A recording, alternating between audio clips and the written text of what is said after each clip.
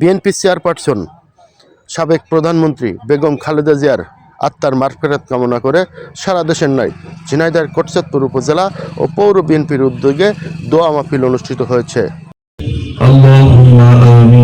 কোটচাঁদপুর উপজেলা বিএনপির সভাপতি আব্দুর রাজ্জাকের সভাপতিত্বে উক্ত দোয়া অনুষ্ঠানে উপস্থিত ছিলেন ঝিনাইদহ 3 আসনের ধানের শীষের মনোনীত প্রার্থী জনাব মোহাম্মদ মেহেদী হাসান রনি।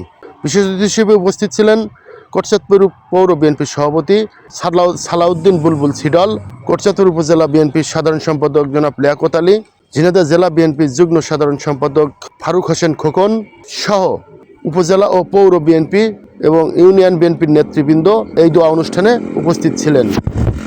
আপনার প্রিয় মুমিন বান্দাদেরকে নিয়ে মাগরিবের আজানের উক্ত দোয়া অনুষ্ঠানে মেহেদী হাসান রনি বলেন, দেশনেত্রী বেগম খালেদা জিয়ার মৃত্যুতে দেশ ও দলের যে ক্ষতি হয়েছে তা কখনো পূরণ হবার নয়।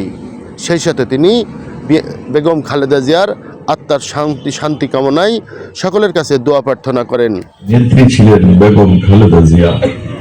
আল্লাহ তাআলা উনি অতি সম্প্রতি আপনার ডাকে সাড়া দিয়ে চলে গেছেন। আল্লাহ দীর্ঘ জীবনে রাষ্ট্রের অনেক ভালো কাজ তিনি করেছেন। আল্লাহ আল্লাহ ওনার ভালো কাজের ওসিলা দিয়ে আল্লাহ আপনার দরবার ফরিয়াদ করছি। আল্লাহ দেশের কোটি কোটি মানুষের সাথে হাত মিলিয়ে আমরা আপনার দরবারে হাত তুলে ফরিয়াদ করছি।